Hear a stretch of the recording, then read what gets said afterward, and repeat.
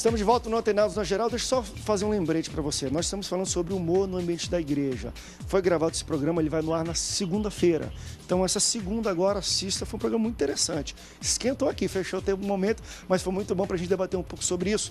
Rafael, tu é um cara engraçado. Eu já vi alguns vídeos também que você faz. Você é humorista. Ele é, mas ele é. Isso aqui é. Isso é humorista. Eu já tentei pegar ele aqui para fazer por humorista. humor, para Faz fazer os vozes, negócios. Ele imita a voz. Imita uma voz aí. Não vou imitar. Ah lá. Não, isso aqui não é ambiente. Eu estou no altar do Antenados. Mas deixa eu falar um pouco dessa questão que foi puxada do altar. Acho que tu já participou também de um programa nosso dessa às vezes também super espiritualização do tempo do altar. Parece que no altar você só pode entrar se tiver de vestes brancas, sério, não sei o quê. Tem lugar para humor. Deus tem senso de humor. Tem lugar para humor dentro da igreja. Eu acho que, por incrível que pareça, é simples. Primeiro que o humor, ele está dentro da dramaturgia. E a dramaturgia é uma expressão cultural, porque é uma expressão artística. Então, por exemplo, a gente vê o espaço de culto com várias expressões artísticas, fruto do nosso contexto cultural. Tem gente que dentro de uma cerimônia religiosa pinta, a gente louva, a gente canta, a música não deixa de ser. Hoje a gente tem o recurso do audiovisual e tal, dos videozinhos e assim vai. Independente do objetivo, se quer chamar a atenção, porque o humor também, além de denunciar, ele, de alguma forma, ele é um instrumento de comunicação para fazer com que aquela pessoa se concentre. Então, eu acho que há um espaço. Agora, depende muito da pessoa e principalmente da motivação. Por quê? Eu entendo o pastor Lincoln. Muitas vezes a gente entende o púlpito, o altar como palco. E aí que vem o problema. Quando é um porque show de humor... Exato, porque num palco, o objetivo principal, o brilho principal, a luz principal é para o artista, é para o ator. No altar, não. É dedicação a Deus. Então, assim, eu, por exemplo, com juventude, eu uso o recurso do humor. Mas, assim, não é numa estrutura... Humor são várias faces, né? Perfeito. Não é numa estrutura de piada. Chacota, não estou dizendo, não sou contra. Eu só estou dizendo qual é a minha, né? É para que, de alguma forma, aquele jovem que está ouvindo, de acordo com um assunto, com uma história contada que é engraçada, eu consiga a atenção dele. A gente está vivendo num tempo onde a atenção de um jovem, de um ser humano, ela é tirada de qualquer forma, entendeu?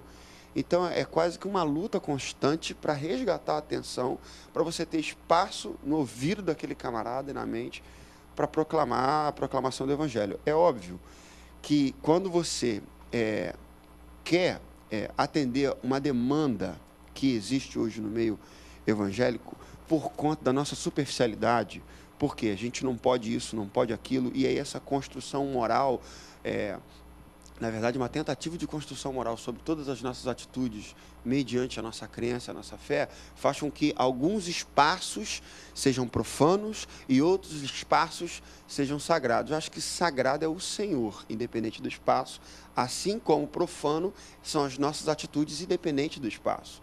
Então, eu acho que o humor é um instrumento de comunicação, entendeu? Que se aplica a partir do momento que aquele lugar ali não seja compreendido como um palco, e sim como altar. Não, e eu acho que eu concordo, mas tu acha que é uma questão pontual? Poxa, hoje é um dia, eu acho que é bom aplicar. Ou tu acha que não, deve ser algo tipo, tem louvor, vamos colocar na liturgia isso. Eu tive o privilégio de falar com um grupo na Prefeitura de Caxias. Era um momento solene. Não havia muito espaço para o mesmo humor que eu faço em outros ambientes. Aqui, por exemplo, às vezes eu não estou falando de maneira engraçada e assim vai. Então, eu acho que depende muito. Isso é do bom senso. Se o humor for um instrumento de comunicação, ele vai ser aplicado na hora certa. Agora, quando a gente tem como palco, o pastor Lincoln pregando, pastor Lincoln pregando, pastor Lincoln pregando é engraçado demais. Eu não sei como que ele faz o negócio dele, cara. É lorota dele. Mas ele não dá para entreter as pessoas, porque querendo ou não, o humor é para entreter. Eu vou no sermão dele para rir, tô brincando. Não, talvez eu tenha colocado de uma forma não tenha sido claro. Eu não sou sisudo, eu sou uma pessoa leve, como o Michel até falou. Eu sou leve, sou alegre, sou tranquilo. Só acho que tem uma medida, né? E eu acho que às vezes essa medida é que ela passa uma coisa exacerbada. E eu acho que o momento do culto é um momento de intimidade. Sou músico também e passei muito tempo para entender que a musicalidade, exatamente como o pastor Rafael falou, a musicalidade, quando ela passa a ser um movimento artístico apenas de palco, perde o sentido da adoração. Então, há uma linha tênue na proclamação da palavra de você ser exacerbado com isso, que eu às vezes percebo. E eu fico olhando assim, como eu estudei também um pouco de psicologia, eu fico olhando aquilo assim e falo, caramba, esse cara fala coisas tão óbvias. É porque realmente nosso povo precisa de instrução, sabe? É porque realmente a coisa é muito superficial. Porque você vai ver algumas pregações, você vê um nível de conteúdo muito mais profundo. Às vezes eu não tento falar, não foi nem, aqui não foi nem pregação, foi entretenimento. Foi aqui para rir, é. eu saí e aprendi o quê? Saí mais leve, Exato, a minha alma tá leve, mas o que isso adicionou pro meu espírito? Também tem muito isso. Se é só Exatamente. engraçado e eu saí de lá leve, beleza, mas eu aprendi o quê? Então foi um entretenimento, fui lá para rir. Não, e isso aí tipo eu assim, acho o que combate. o espírito me confrontou para que eu mude? Né? Também tem isso. Fico do mesmo jeito. Forte. Olha aqui, deixa eu dar uma notícia muito interessante também, saiu nos sites em todo mundo, o goleiro Keylor Navas, que ficou mundialmente conhecido após a sua atuação pela seleção costarriquenha durante a Copa do Mundo aqui no Brasil, foi apresentado anteontem, dia 6, né? Eu estou perdido aqui, não dá para ler, mas 6 de agosto, hoje é dia 8, exatamente, dia 6 de agosto, pelo Real Madrid, é o novo goleiro do Real Madrid. E ele estava, durante a sua apresentação, portando uma Bíblia Sagrada. Mostra aí na tela pra gente. Grande, muito bacana. Olha na mão lá embaixo. Tinham várias outras imagens na internet também que deram um zoom. E era a Bíblia Sagrada. Ele foi para a apresentação do clube, que ele sabia que ia ter mídia, ia ter tudo com a Bíblia na mão. E isso foi o maior frisão, todo mundo falou, não, enfim, principalmente a imprensa espanhola noticiou muito isso. E isso não é questão que fica só lá, não. No Brasil existem também situações assim. Nós temos Léo Moura. O Léo Moura é um cara que, quando ele faz gol, aponta para o céu, levanta. Nas redes sociais, ele é um cara muito atuante em pregar, em testemunhar. Tem uma foto do Léo Moura, toda vez ele faz gestos que fazem alusão, politicamente correto ou não, meu irmão, Maracanã lotado ou vazio, ele aponta. Tem um goleiro Jefferson, que às vezes até no extremo, o Jefferson colocou o símbolo, do peixinho aqui, que é um trabalho dos Atletas de Cristo aí na sua tela, no cabelo dele, e filmava lá.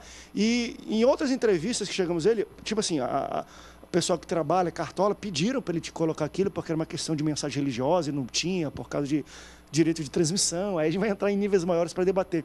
Mas eu acho muito interessante, porque tudo que um atleta faz ganha uma repercussão, gente, fora do comum. Deixa eu dar mais um exemplo que a gente não tem foto, mas eu sempre gosto de dar esse exemplo aqui. O John Jones, lutador de MMA, ele é crente, campeão. E ele tem Filipenses 4,12, se eu não me engano, tudo posso naquele que me fortalece. Ele tem a referência escrita aqui, Filipenses 4,12, não é isso? Que eu acho que é essa passagem, 4,13, escrito aqui. Toda vez que ele luta, e aí existe formas de pesquisar isso, e isso vem também à tona, essa referência bíblica é a mais procurada no Google durante 3 dias, é a palavra mais procurada durante 3 dias seguidos, para você ver a força de uma pessoa pública. E fazer, eu acho formidável crente que faz isso. Agora também tem um lado ruim disso, quando o cara é crente mais ou menos e dá uma de levar a Bíblia e tudo, e faz um monte de besteira também no dia a dia. Então, assim, é legal, mas não é. Como é que vocês acham bacana esse tipo de coisa? O próprio John Jones brigou agora. Na apresentação porque da luta. O cara empurrou ele e deu. Foi deu mal. Tu defendeu o cara agora. Meu irmão Cristo. Se você eu estava lá junto com ele. Mas tem isso mesmo. Foi para cima do cara. É legal, não é? André, que vocês, assim, o Navas foi show de bola. E o cara agarrou muito na Copa do Mundo. Cá para nós. Copa eu nem lembro mais o que aconteceu muito, mas eu lembro que ele agarrou bem. O cristão, ele tem que, assim, quando nós temos prazer de algo, nós exteriorizamos. A realidade é essa. A gente exterioriza o que a gente tem prazer. Então, se você tem prazer de ser cristão, você vai dizer isso para as pessoas com seus atos, com suas palavras. E as pessoas podem até eventualmente apontar, mas essa pessoa é cristã e ela fez isso. É evidente que o cristão também pode cometer e comete falhas. As pessoas não podem, tem gente que quer dar uma de moralista, vamos dizer assim, eu não erro nunca. Quem é que não erra? Quem é que não comete falhas? Então, exteriorizar isso para as pessoas é um exemplo, e se você acha mesmo que o seu caminho está certo, que aquilo que você faz está certo, que tal você compartilhar com as pessoas, mesmo que você seja confrontado, e você vai ser confrontado. Até porque as pessoas não pensam iguais a você. Se elas pensassem, elas fariam como você. E que tal você dar ouvidos aos confrontos, tratar com gentileza, com amor, e quem sabe aquela pessoa que está te confrontando, logo, logo vai te copiar, se ela definitivamente entender que o seu caminho é o melhor. Portanto, como nós cremos que a mensagem do Evangelho de Cristo, que ela traz o convencimento através do Espírito Santo de Deus, ela é uma mensagem que transforma, que tal nós mostrarmos essa mensagem às pessoas? Vocês, que você acha bacana esse tipo? Ou acha mais perigoso do que bom? Não, eu acho legal na medida da dose, né? Porque eu vi um posicionamento da FIFA em relação ao Kaká, né? Na Copa que a gente ganhou com o Filipão, 2002, né? Belong to Jesus, né? Eu pertenço ao Senhor, eu pertenço a Jesus, né? E depois a FIFA começou a tendenciar algumas perseguições em relação a isso. Eu acho que é como você falou, acho que a nossa vida, ela exala, sabe?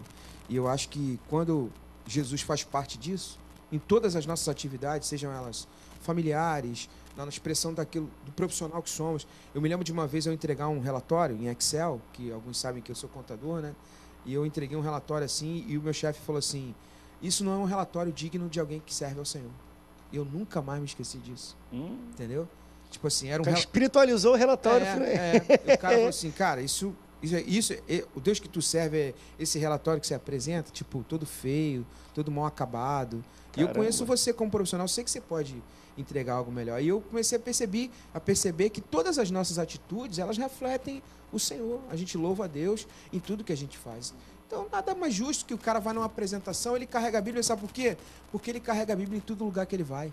Entendeu? Não é forçado. O cara, todo lugar que ele vai, ele carrega a Bíblia. Então, ele vai se apresentar, ele carrega a Bíblia. Né? Mais do que natural. Então, eu acho que isso... É claro que o esporte, os caras que estão na mídia, eles atraem uma relevância maior. Mas eu acho bacana o fato de, se o cara é cristão, o cara vive aquilo, cara, bota uma camisa lá dizendo isso que você acredita, carrega a sua Bíblia. É muito natural. Eu só não gosto daquele negócio meio forçação de barra. Piegas, né? Piegas. Sou de Jesus. É que você vê que o cara tá na balada, tá na confusão, tá não sei o quê, aí que tipo o Bruno foi preso. Aí tá lá no presídio lá em Minas. Agora ele anda com a Bíblia debaixo do braço. Não sei o que Deus pode ter feito na vida dele. Não tô aqui para julgar o cara. Mas, cara, depois que fez aquilo tudo, aí bota a Bíblia debaixo do braço, entendeu?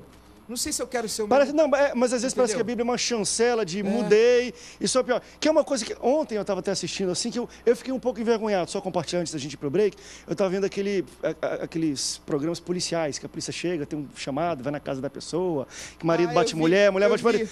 Eu vi essa parada do foi cara. Ontem. Acho que foi 3 seguidos de famílias de briga de marido e mulher. Aí quando eu ia prender o cara, calma, senhor, eu sou evangélico, eu vou pra igreja. Ele jogava isso para não me prende porque eu sou um cara de bem, eu sou evangélico. Aí eu falo, tá queimando o filme de Jesus. Vamos pro rápido break, daqui a pouco a gente volta. Não sai daí. Mantenados volta já já.